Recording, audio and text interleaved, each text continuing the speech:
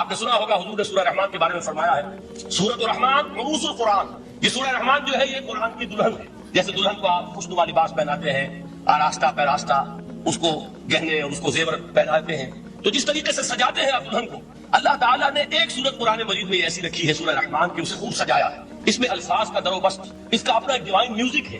وہ تو اللہ تعالیٰ قرآن جو ہے خاص طور پر مصر کے قرآن، اللہ تعالیٰ ان پر رحمت نازل فرمائے، ان کی خطاؤں سے درگزر کرے۔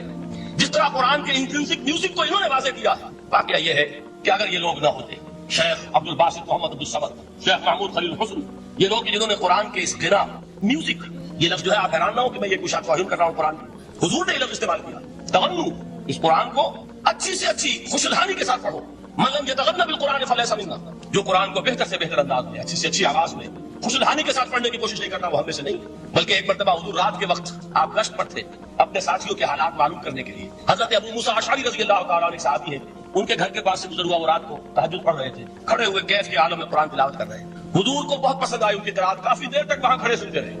اب انہیں کیا پتا کون سن رہا ہے، بالکل اسی طرح سمجھ لیجئے ایک بات یاد آئی ہے، حضور فرماتے ہیں کہ جس طرح کان لگا کر اللہ قرآن کو سنتا ہے کسی چیز کو نہیں سنتا، ہمیں نظر نہیں آتا، ہمیں معلوم نہیں، ہم قرآن پڑھ رہے ہیں تو سننے والا کون ہے؟ سب سے زیادہ کان لگا کر خود اللہ۔ یہاں اس لیے مجھے یاد آیا کہ ابو موسیٰ اشعری کو کیا پتا تھا کہ کون سن رہا ہے، وہ اپنی کیفیت میں نماز میں تہجد میں قرآن کی تلاوت کر رہے تھے، اور ظاہر بات ہے ان کے گھر ایکڑوں میں بنے ہوئے نہیں تھے، ایک ایک کمرہ، ایک ایک کوئی حجرہ، ایسی تو گھر تھے نا صحابہ کے، لہذا حضور پاس سے گزرے، آواز آئی، کافی دیر سنتے رہے۔ اس کے بعد آپ تشریف لے گئے، صبح فجر میں ملاقات ہوئی تو حضور نے تحسین کے انداز میں فرمایا، یا ابا موسیٰ انک قد اوتیت مزمارا من مزامیر آل داؤد، اے ابو موسیٰ تمہیں تو آل داؤد کے سازوں میں سے ایک ساز اللہ نے عطا فرما دیا۔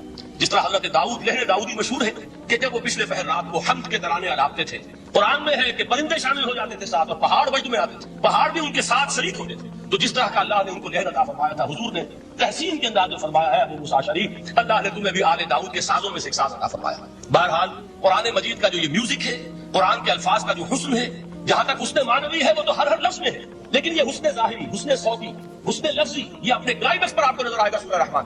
لیکن قرآن میں یہ سورت اس اعتبار سے بھی ممتاز ہے، اس کی 4 آیات پر ذرا توجہ کریں گے، عجیب حقائق سامنے آئے، جہاں یہ قرآن مجید کے حسن صوت اور حسن لفظی کی معراج ہے، وہیں اس کی پہلی 4 آیات میں 4 چوٹی کی چیزوں کا ذکر ہے، سب سے اونچی چیز۔ پہلی آیت کیا ہے؟ الرحمن، ایک آیت ہو گئی، رحمان کیا ہے؟ اللہ کا نام ہے۔ کبھی آپ نے غور کیا اللہ کے ناموں میں سب سے پیارا نام کون سا ہوگا؟ رحمان۔ کیوں؟ اس کا مادہ کیا ہے؟ رحمت۔ ہمیں سب سے بڑھ کر جس چیز کی ضرورت ہے وہ کیا ہے؟ رحمت خداوند۔ نام اچھی طرح سن لیجیے اس حضور کے قول کو، حضور فرماتے ہیں کوئی شخص جنت میں مجرد اپنے عمل کی بنیاد پر داخل نہیں ہو سکے گا جب تک کہ رحمت خداوندی دستگیری نہ کرے۔ کسی صحابی نے بڑی ہمت اور جرأت کا ثبوت دیا کہ پوچھ لیا کیا حضور آپ بھی؟ جب آپ نے فرمایا کوئی شخص داخل نہیں ہو سکتا جنت محض اپنے عمل کی بنیاد پر جب تک کہ رحمت خداوندی جو ہے وہ دستگیری نہ فرمائے۔ پوچھا گیا کیا آپ بھی؟ آپ نے فرمایا ہاں میں بھی۔ آپ انداز کیجیے کہ اگر محمد الرسول اللہ بھی رحمت خداوندی کے ضرورت مند ہو تو تابع دیگر چہ رسد ہماری تو سب سے بڑی ضرورت رحمت خداوندی۔ اب یہ رحمت جو ہے قرآن مجید میں اللہ تعالیٰ کی یہ شان 2 الفاظ کے ذریعے سے آتی ہے، رحیم اور رحمان، اور کوئی مادہ نہیں ہے جس سے 2 نام بنتے ہوں اللہ، لیکن یہ مادہ ہے واحد رحمت کا کہ جس سے رحمان بھی ہے رحیم بھی ہے۔ رحیم صفت مشبہ ہے، رحمت دائم ہو جائے گی، مستقل ہوگی تو رحیم کہیں گے، اور رحمان اس میں رحمت کی ایک وہ شان ہے کہ جیسے ٹھاٹھے مارتا ہوا سمندر ہو، ہیجان کی کیفیت، طوفانی کیفیت، رحمت خداوندی کا طوفانی جوش، وہ ہے رحمان۔ آپ تو رہتے اس علاقے میں ہیں، آپ کو معلوم ہے عرب اگر بھوکا مرا جا رہا ہو تو کیا کہے گا؟ انا جوعان، پیاسا مرا جا رہا ہو انا عطشان، بہت غضبناک ہوگا غضبان، غضبان آصف قرآن میں آیا، بہت غضبناک۔ رحمان جس کی رحمت جو ہے جوش میں ہے، ٹھاٹھے مارتے ہوئے سمندر کے مارے، تو یہ اللہ تعالیٰ کے ناموں میں سب سے پیارا نام۔ اب آگے چلیے، الرحمن علم القرآن، رحمان نے قرآن سکھایا۔ رحمت خداوندی کا سب سے بڑا مذہب، رحمان کی رحمانیت کا سب سے بڑا مذہب قرآن ہے۔ ان میں جو منطقی ربط ہے اس کو سمجھتے جائیے۔ اچھا آپ یہ سوچئے جو علم بھی انسان کو حاصل ہوا وہ کس نے دیا؟ اللہ نے۔ سائنس کا علم کس نے دیا؟ اللہ نے۔ علم آدم الاسماء کلھا، وہ علم الاسماء جو حضرت آدم کو دے دیا گیا تھا ازل میں، یہ اسی کا ظہور ہے، یہ اسی کی ایکسفولیشن ہے جو ہو رہی ہے اور ہوتی رہے گی ابھی۔ اور جو دوسرے علم ہے وہ کس نے دیا؟ اللہ نے۔ لا یحیطون بشیء من علمہ الا بما شاء، مخلوق میں سے کوئی اللہ کے علم میں سے کسی شے کا احاطہ نہیں کر سکتا مگر وہ جتنا اللہ دینا چاہے۔ لیکن یہ کہ تمام علوم میں چوٹی کا علم قرآن، نوٹ کرتے جائیے، چوٹی کی چیزیں جمع کی۔ اللہ کے ناموں میں چوٹی کا نام رحمان، اللہ نے جو کچھ انسان کو سکھایا اس میں چوٹی کا علم قرآن۔ خلق الانسان، انسان کو پیدا فرمایا۔ سوال یہ کہ حیوانات کو کس نے پیدا فرمایا؟ آسمان کس نے پیدا کی؟ زمین کس نے پیدا کی؟ فرشتے کس نے پیدا کی؟ کیا مطلب خلق الانسان؟ اس کی تمام مخلوقات میں اس کا کلائمیکس، اس کی تخلیق کی معراج، اس کے تخلیق کا نقطہ عروج انسان یہ ہے کہ جو مسجود ملائک بنا ہے. وَلَقَدْ كَرَّمْنَا بَنِي آدَمَ وَحَمَلْنَاهُمْ فِي الْبَرِّ وَالْبَحْرِ وَرَزَقْنَاهُم مِّنَ الطَّيِّبَاتِ وَفَضَّلْنَاهُمْ عَلَىٰ كَثِيرٍ مِّمَّنْ خَلَقْنَا تَفْضِيلًا. تو تخلیق میں سب سے اونچی تخلیق انسان ہے. علموں میں سب سے اونچا علم قرآن کا. اللہ کے ناموں میں سب سے اونچا نام رحمان. تقاضے پورے کرو. تقاضے کیا ہے؟ ایمان ہے تو عمل درست ہونا چاہیے, ایمان ہے تو جہاد ہونا چاہیے, ایمان ہے تو جان اور مال کھپانی چاہیے. تو جو ایمان دوسرے لوگ اس طرح لائے ہیں, حمزہ بھی تو ایمان لائے ہیں, آخر ان کا راستہ تمہیں نظر نہیں آ رہا. ابو بکر ایمان لائے ہیں, ان کی طرح ایمان لاؤ. تو انہوں نے کیا کہا؟ انؤمن کما آمن السفہاء. کیا اس طرح ایمان لائے جیسے یہ بے وقوف لائے؟ سفیہ کا لفظ تو سبھی جانتے ہیں. یہ سفہاء کسے کہہ رہے ہیں؟ آپ نے پڑھا تو بہت مرتبہ ہوگا ان آیات کو. کبھی سوچا کس کو کہہ رہے ہیں؟ وہ ابو بکر کو کہہ رہے ہیں, وہ حمزہ کو کہہ رہے ہیں, وہ عمر کو کہہ رہے ہیں. ان کی تو مت ماری گئی. غر ہؤلاء دینہم. انہیں تو کوئی ہوش ہی نہیں. 2 مرتبہ حضرت ابو بکر نے وہ کام کیا ہے کہ ہر ورلڈلی وائڈ انسان یہ کہے گا کہ حماقت کی ہے, جس کے سامنے دنیا ہے. جب ہجرت کے لیے حضور تشریف لے جا رہے تھے, 40,000 درہم کا سرمایہ تھا, جبکہ حضرت ابو بکر ایمان لائے. مکے کے چوٹی کے تاجروں میں سے تھے, جو ملک التجار کہلاتے. لیکن اب وہ روپیہ کہاں خرچ ہوا؟ بلال کو خریدا, روپیہ دے کے خریدا یا ویسے خرید لیا؟ آزاد کر دیا. ابو فقی کو خریدا, آزاد کر دیا. 6 ہیں غلام اور کنیزیں محمد رسول اللہ پر ایمان لانے والے, جن کو ابو بکر نے اپنے پیسے سے خریدا اور آزاد کیا. یہ روپیہ تو پگھل رہا تھا. جو تھوڑی بہت پونجی رہ گئی ہے, تو جب حضور ہجرت کے لیے تشریف لے جا رہے ہیں, وہ ساری پونجی اپنے ساتھ لے گئے, گھر والوں کو چھوڑ کر گئے. بوڑھا باپ اندھا ابو قحافہ, بعد میں وہ بھی ایمان لے آئے. اور یہ ابو بکر ہے کہ جن کی 3 نسلیں ایک وقت میں موجود تھی مسلمانوں کی. ابو قحافہ مومن, ابو بکر مومن, اور ابو بکر کی اولاد مومن, عائشہ, اسماء اور ابو بکر اور عبد الرحمن ابن ابی بکر. یہ کون ہے؟ تو 3 نسلیں جس کی بیک وقت رہی ہیں ایمان میں, وہ شاذ لوگ ہیں, ان میں ابو بکر. لیکن یہ کہ اس وقت تک ابو قحافہ ایمان نہیں لائے تھے, والد نابینا تھے. تو والد ہے, بیٹیاں ہیں, حضرت عائشہ, حضرت اسماء, حضرت رضی اللہ تعالیٰ عنہما, بیوی ہے, کچھ نہیں چھوڑ کے گئے ایک پیسہ. جب باپ کو معلوم ہوا بیٹا چلا گیا محمد کے ساتھ صلی اللہ علیہ وسلم, شخص غصے میں ہے, بے تاب میں ہے. اب ہمارا کون ہماری وارث ہوگا؟ کون ہے ہماری خبرگیری کرنے والا؟ بیٹیوں سے پوتیوں سے اپنے پوچھتے, کچھ چھوڑ کے بھی گیا کہ نہیں؟ ان کا ہاں بھائی.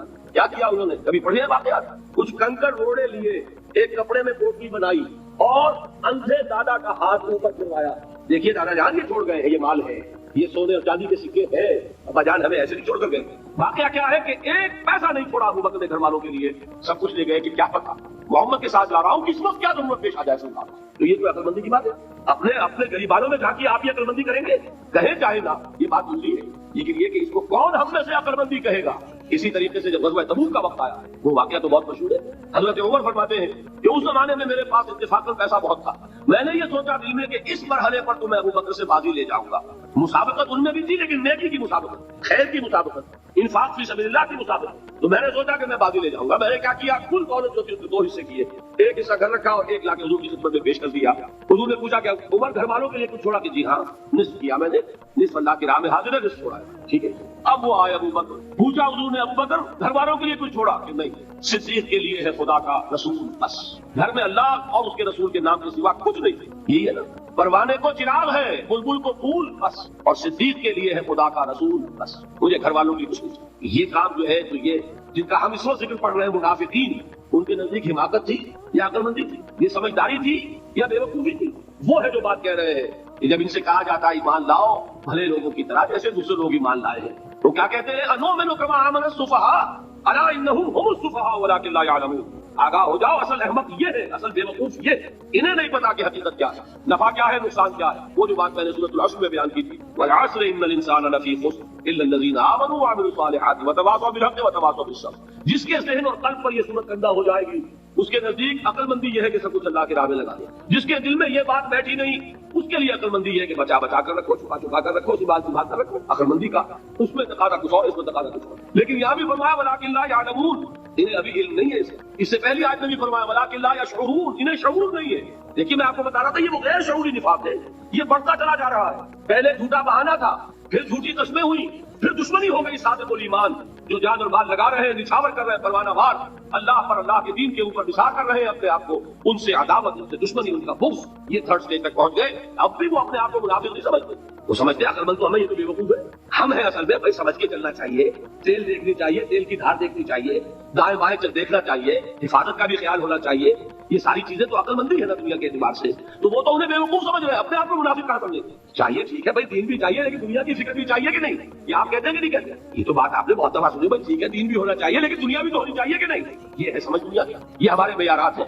یہی وجہ ہے کہ دین ذلیل سے ذلیل تر ہو رہا ہے. دین وہ جو میں نے حال ہی کے اشعار سنائے تھے کہ پستی کا کوئی حد سے گزر نہ دیکھے، اسلام کا گر کر نہ ابھر نہ دیکھے، مانے نہ کبھی کہ مد ہے ہر جذر کے بعد دریا کا ہمارے جو ادھر نہ دے۔ یہ دریا چڑھا کب تھا؟ جب صحابہ کرام نے وہ فینیٹسزم جس کو آج ہم کہیں گے اس کا جب مظاہرہ کیا، اس کا ثبوت دیا، دامے دل میں سخنے جان مال تن دھن سب لگا دیا، تو اللہ کے دین میں بہار آ گئی، رونق آ گئی، دین کا غلبہ ہو گیا۔